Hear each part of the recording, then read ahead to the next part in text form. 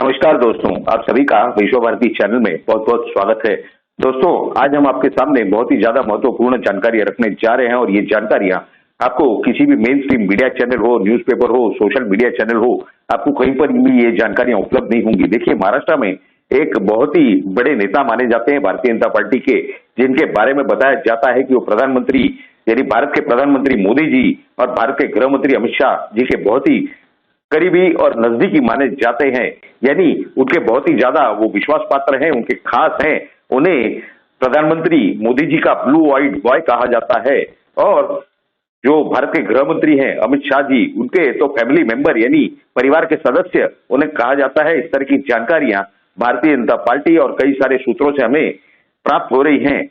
उन्होंने क्या कारनामे करके रखे हैं वो तो हम आपको पूरी जानकारी देंगे ही, लेकिन उसमें से एक बड़ा अजीब मसला है, यानी कुल मिलाकर के उनके 4 मसले हैं। उसमें से एक बड़ा ऐसा अजीब और गरीब मसला है जिसमें यह मालूम हो रहा है कि भारतीय जनता पार्टी के पूर्व कोषाध्यक्ष पीयूष गोयल, जो कि अभी कैबिनेट मंत्री हैं भारत सरकार में प्रधानमंत्री मोदी जी के साथ, जिनके पास टेक्सटाइल्स हो, कॉमर्स एंड इंडस्ट्री हो, कंज्यूमर अफेयर्स हो, फूड एंड पब्लिक डिस्ट्रीब्यूशन हो, ये सब खाते हैं, ये भी उनके साथ कहीं ना कहीं फंसते हुए दिखाई दे रहे हैं, या शायद देवेंद्र फडणवीस की वजह से फंसते हुए दिखाई दे रहे हैं। क्या है वो पूरा मामला, इसकी तो हम आपको जानकारी दे रहे हैं। लेकिन फिलहाल आज की परिस्थिति क्या है महाराष्ट्र में, ये हम आपको बता दें कि जिस तरह से नवाब मलिक ये कैबिनेट मंत्री होते हुए ये महाविकास आघाड़ी सरकार की, इसके खिलाफ एक आंदोलन का आयोजन किया है मुंबई में। यही विरोधी पक्ष नेता देवेंद्र फडणवीस ने भारतीय जनता पार्टी के जितने सेल हैं, आघाड़ी हो, मोर्चा हो, युवा मोर्चा हो, महिला मोर्चा हो, माइनॉरिटी सेल हो या अल्पसंख्यक मोर्चा जिसे कहते हैं, ये सभी की एक बैठक ली। और उन्होंने कब ये आयोजन किया है तो 10 तारीख को यानी 9 तारीख को यानी बुधवार 9 तारीख फरवरी 2022 शुक्रवार को ये बैठक लेते हैं। और ये 5 दिन बाद कार्यक्रम का आयोजन करते हैं। हम आपको जानकारी देते हैं क्योंकि इन्हें अपनी ताकत दिखानी है। 10 तारीख को गोवा के चुनाव के जो नतीजे आने वाले हैं उसमें ये जानकारी मिल रही है गोवा के जमीनी सूत्रों से कि 12 से 14 सीटों के ऊपर भारतीय जनता पार्टी जीत नहीं पाएगी।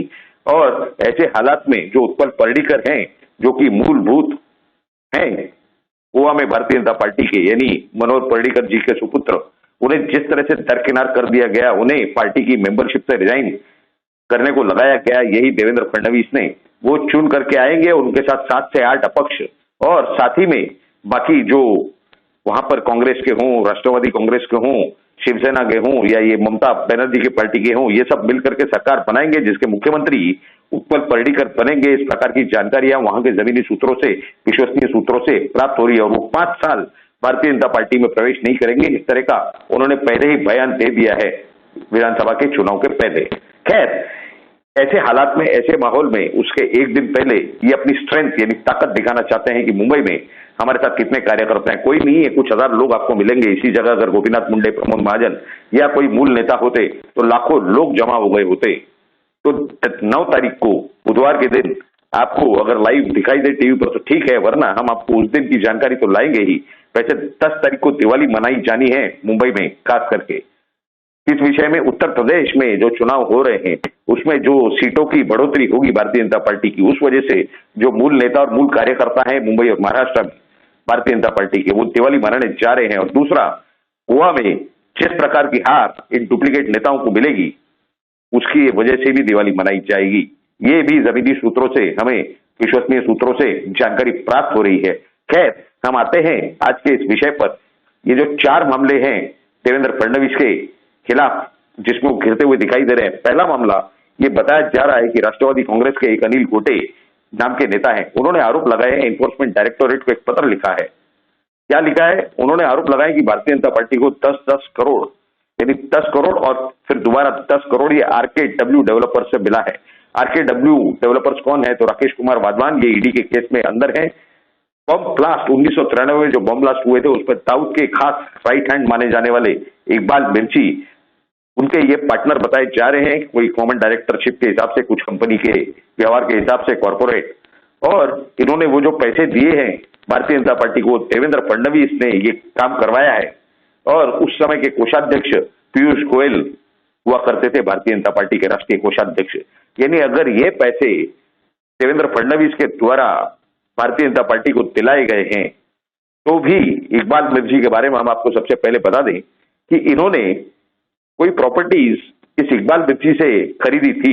इस तरह की जानकारी प्राप्त हो रही है सूत्रों से। उसकी जांच तो चल रही है, ईडी उसकी जांच ऑलरेडी कर रही है, लेकिन फिर भी इकबाल मिर्ची की मौत 2013 में बताया जा रहा है कि हार्ट अटैक से हो गई। उनका पूरा परिवार लंदन में है। इस तरह की सूत्रों से जानकारी प्राप्त हो रही है। खैर, इकबाल मिर्ची यानी दाऊद इब्राहिम, इस बारे में कोई दो राय नहीं है, लेकिन जब इकबाल मिर्ची खुद ही जिंदा नहीं थे तो क्या मरे हुए आदमी के तरफ से ये राकेश कुमार वाधवान व्यवहार कर सकते हैं? ये एक सवाल है हमारा।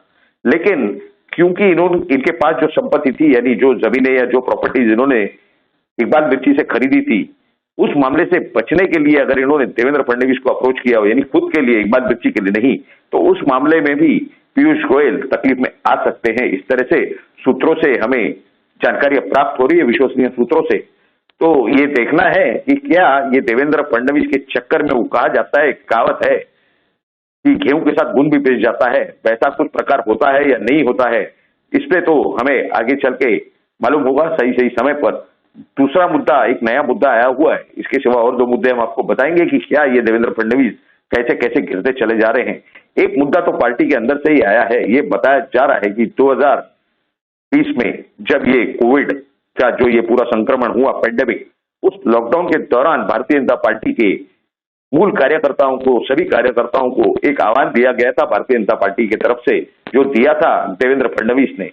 और उन्होंने ये कहा था कि हमारे कोई भी कोविड वॉरियर की अगर मौत होगी तो उन्हें, उनके परिवार को, उनके पश्चात उनके परिवार को 5 लाख रुपए हर्जाना दिया जाएगा, मुबदला दिया जाएगा भारतीय जनता पार्टी की तरफ से। यानी भारतीय जनता पार्टी की तरफ से 5 लाख रुपया दिया जाएगा। इस तरह की लगभग 2000 मौतें महाराष्ट्र में हुई। इस तरह की जानकारियां सूत्रों से प्राप्त हो रही है। लेकिन उन्हें पैसे क्या मिले, हर्जाना क्या मिला, मुबदला क्या मिला, हम आपको बता रहे हैं। हर एक परिवार को, यानी वो विधवा औरत, घर का कमाने वाला स्वर्ग सिधार गया ये देवेंद्र फडणवीस के आह्वान पर, और उन्हें मिले 2.5 लाख रुपए। वो अपने बच्चों को लेकर के सड़क पर आ चुके हैं। उन्हें रहने के लिए जगह नहीं है। इस तरह की हालत है क्योंकि कमाने वाला कोई नहीं। बाकी के जो 2.5 लाख रुपए थे वो ये खा गए नेता लोग, उसका कोई हिसाब नहीं है। यानी लगभग 50 करोड़ के लगभग ये विधवा और छोटे छोटे बच्चों की बद्दुआएं हाय लगेंगी उनको। इस तरह की वो बद्दुआएं दे रहे हैं। ऐसे तरह की हालात है महाराष्ट्र के अंदर भारतीय जनता पार्टी के, कथाकथित महाराष्ट्र की भारतीय जनता पार्टी। क्योंकि जितने लोग हैं वो तो कोई मूल नेता, मूल कार्यकर्ता है ही नहीं। ये जो बैठे हैं डुप्लीकेट हैं। ये राष्ट्रवादी कांग्रेस पार्टी से आए हैं, यानी एनसीपी, कांग्रेस हो, शिवसेना हो या और कोई दल हो, वहां से आए हैं। मूल नेता, मूल जो कार्यकर्ता है वो तो किसी पद पे नहीं है, कोई जवाबदारी ले नहीं रही है और वो लेने को तैयार नहीं है। वो कहते हैं कि जब तक सितंबर 2022 में जब तक ये टर्म खत्म नहीं होता 3 साल का, और पूरा रिशफल यानी नया गठन नहीं होता, तब तक हम इसके अंदर कोई भाग नहीं लेंगे, कोई जवाबदारी नहीं लेंगे, पार्टी की कोई जिम्मेदारी नहीं लेंगे। यानी जो वहां पर कॉर्पोरेशन यानी महानगर पालिका के चुनाव होने जा रहे हैं 15 या 18, या ग्राम पंचायत हो, जिला परिषद हो, उसमें वो बिल्कुल कोई भी हिस्सा लेने को तैयार नहीं है, कोई काम करने को तैयार नहीं है।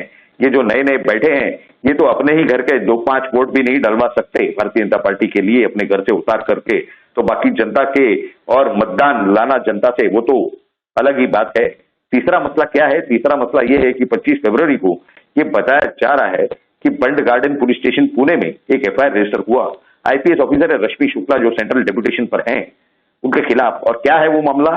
वो मामला उस समय का है, यानी 2016 के पहले का, जबकि वो कमिश्नर बताई जा रही हैं पुणे पुलिस की, और उन्होंने कुछ फोन टैपिंग वहां पर करवाया था 2016 से 2018 के बीच में, माफ कीजिए। फोन टैपिंग कैसे करवाए? कुछ 4 नेताओं के नाम बताए जा रहे हैं। नाना पटोले का नाम आ रहा है उसके अंदर, दूसरे बच्चू कडू एक विधायक हैं। नाना पटोले उस समय भारतीय जनता पार्टी में थे, ये देवेंद्र फडणवीस के लाडले थे। जिस तरह से हमने आपको बताया कि आरकेडब्ल्यू यानी राकेश कुमार वाधवान का जो व्यवहार है, उसका आरोप जिस अनिल गोटे ने किया था, वो उस समय विधायक थे भारतीय जनता पार्टी के, वो भी बहुत ही लाडले थे देवेंद्र फडणवीस के। यानी इस तरह से ये हो गया है कि मुंह ऊपर करके थूकते हैं और अपने ही मुंह पर वो थूक गिर रही है उनके, इस तरह की उनकी परिस्थिति है। ये नाना पटोले फिर चले गए कांग्रेस में और वहां पर प्रदेश अध्यक्ष बन गए। दूसरे बच्चू कडू हमने आपको विधायक का नाम बताया।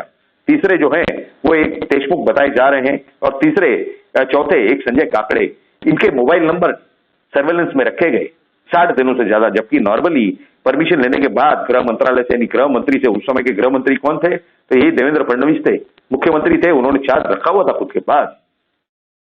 इसमें रश्मि शुक्ला को थोड़ा सा रिलीफ मिला है हाईकोर्ट से, बॉम्बे हाईकोर्ट से। उन्हें 25 तारीख तक उनके खिलाफ कोई कार्रवाई नहीं की जाए, इस तरह का आदेश हाईकोर्ट ने दिए हैं। खैर, उन्हें ये इन्वेस्टिगेशन में सहकार्य तो करना पड़ेगा। उन्होंने ये एफआईआर कॉस्ट करने का, यानी रद्द करने की अर्जी, याचिका लगा दी है बॉम्बे हाईकोर्ट में।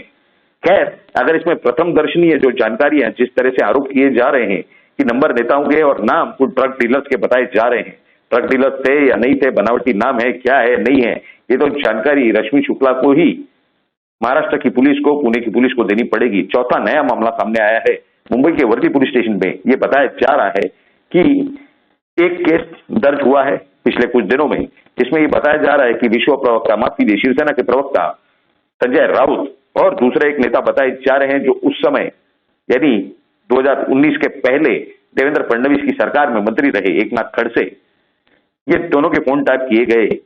और संजय राउत और एकनाथ खड़से के फोन जो टैप किए गए, वो बताया जा रहा है कि नवंबर 2019, यानी जो महाविकास आघाड़ी की सरकार बनी, अलग अलग साइज के 3 पहियों की, उस समय जब ये प्रयत्न चल रहे थे, उसी समय फोन टैपिंग की गई है।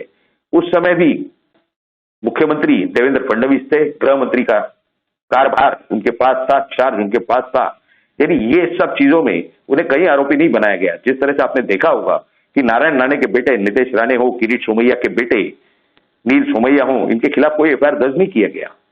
दूसरे लोगों के खिलाफ एफआईआर दर्ज किया गया और उनके स्टेटमेंट में कि इनके आदेश पर हमने काम किया, या ये हमारे गॉडफादर हैं, इनके कहने पे हमने काम किया, उस स्टेटमेंट में नाम लेकर के इन्हें इन्वेस्टिगेशन के लिए, जांच के लिए बुलाया जाता है।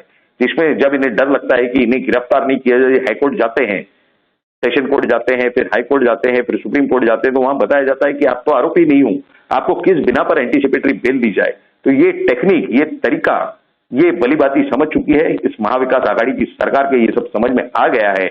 ऐसी ये परिस्थिति है। तो देवेंद्र फडणवीस ये किसी केस में आरोपी नहीं है, लेकिन ये रश्मि शुक्ला का मामला लेकर के इन्हें बुलाया जा सकता है और रश्मि शुक्ला का बयान आने के बाद, यानी रिकॉर्ड पर आने के बाद इन्हें बुलाया जाएगा और इन्हें कोई एंटीसिपेटरी बेल की कोई गुंजाइश नहीं रहेगी किसी भी न्यायालय से। और क्या फिर उसके बाद उन्हें गिरफ्तार किया जा सकता है, नहीं किया जा सकता है, ये एक अलग सवाल है। यदि रश्मि शुक्ला के खिलाफ जो 2 मामले दर्ज किए गए हैं और जो हमने आपको बताया कि पार्टी के अंदर, भारतीय जनता पार्टी के अंदर ये जो पुराने नेता और पुराने कार्यकर्ता हैं, जिसमें से ये जो कोविड वॉरियर्स की मृत्यु हो गई, उसमें जो 50 करोड़ की धांधली हुई, उसमें किस किस नेता ने पैसे खाए, नहीं खाए, ये एक अलग जांच का विषय है। लेकिन इस विषय में भी एक एफआईआर दर्ज होने की संभावना बताई जा रही है महाराष्ट्र में, कम से कम 2 से 3 जगहों पर, जिस तरह की हमें जमीनी सूत्रों से जानकारियां प्राप्त हो रही है। रह गया वो RKW, यानी राकेश कुमार वाधवान का मसला, उसमें इन्हीं देवेंद्र फडणवीस के चक्कर में केंद्रीय मंत्री लफड़े में आने की संभावना बताई जा रही है। तो ये पूरी जो जानकारी हमारे सामने, हमारे सूत्रों के द्वारा हमें प्राप्त हुई, ये आपके सामने रखने का हमने काम किया। इस विषय में आपकी क्या राय है, क्या नहीं है, ये हमारे लिए बहुत ही ज्यादा महत्वपूर्ण और अनमोल है। आपकी राय जरूर नीचे कमेंट बॉक्स में लिख करके हमें आप बताएं कि या किसी साजिश के तहत ये सब चल रहा है, या किसी षड्यंत्र के तहत ये सब चल रहा है या नहीं चल रहा है। इस विषय में आपकी राय आप हमें जरूर बताएं। हम आपकी राय बेसब्री से जानना चाहते हैं, हम उसका इंतजार कर रहे हैं। खैर, ये जो पूरी जानकारी हमने आपके सामने रखी, आपको कैसी लगी, इस विषय में आप जरूर कमेंट कीजिए। अगर आपको अच्छी लगी हो तो इस वीडियो को जरूर आप लाइक कीजिए और ज्यादा से ज्यादा शेयर कीजिए। और आप ही का ये विश्व भारती चैनल है, इसे जल्द से जल्द सब्सक्राइब कीजिए। आप सभी लोगों ने इस वीडियो को पूरा अंत तक देखा, इसके लिए आप सभी का बहुत बहुत धन्यवाद। भारत माता की जय। जय हिंद।